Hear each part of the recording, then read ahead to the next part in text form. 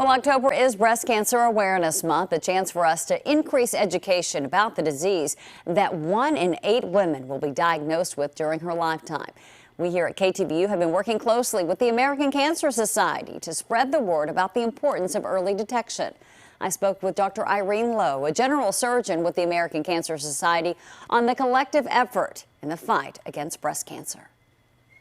The American Cancer Society during the month of October holds a bunch of different events to try to raise awareness, fundraise, and encourage people to participate in our various programs and services. One of our huge events this month is the Making Strides of the Bay Area, which is taking place this weekend on October 16th in Emeryville. What takes place at these events? What can people expect? Well, people can expect a very fun and engaging event. With COVID this year, it's a little bit scaled back. Everyone who is attending needs to be registered ahead of time. But there are a lot of speakers. It's a very engaging event where people are able to interact with one another, walk, and learn more about how their dollars that they're fundraising and contributing are helping promote the American Cancer Society's events, as well as the programs and services that it has for patients. They provide wigs, they can provide lodging for people who need that in order to obtain their treatment. They can also provide transportation to and fro when people go for appointments, for example, radiation or chemotherapy. They also fundraise, and the money used for fundraising is for research as well. There have been many scientists and researchers who have benefited from fundraising from the American Cancer Society, and through their work, they've been able to come up with a lot of new medications, treatments for breast cancer, and also learn more about how breast cancer actually occurs. You mentioned that obviously the events have changed because of the pandemic, but we also saw people's behavior change during the pandemic, with unfortunately some women putting off the mammogram. And that's a message that you really want to try to drive home to people, and that is, don't put it off any longer. Yes, absolutely. Get screened if you're eligible to get screened.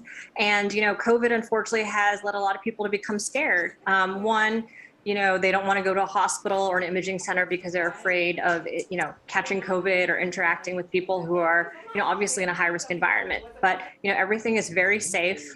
We're able to get people screened in a very safe environment. And, the only way we can really treat breast cancer is to find it early. And oftentimes, if we can find it early, we have many more treatment options to be able to take care of patients. And what about you personally, as a general surgeon? What do you see in terms of breast cancer patients?